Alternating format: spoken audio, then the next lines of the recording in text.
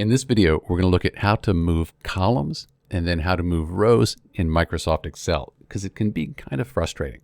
So let's do columns first. So click on the column, then right-click the column. What we're going to do is cut. So go to Cut, and you'll see the line around it. That means we're ready to cut. So let's go over here. I'm going to right-click, and you can see this still has the dots around it. And then I'm going to Insert Cut Cells. And that puts it right there in front of it. So if I wanted to have it between A and B, I would go to B, Insert Cut Cells, and it's right there.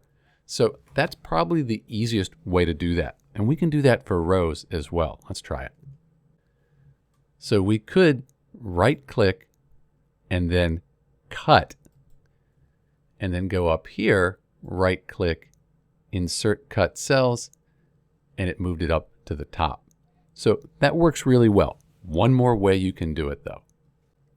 This way actually frustrates me, but we'll try it. So I'm going to click here, and then I'm going to go, you see I have that kind of 4-point arrow there, right on there.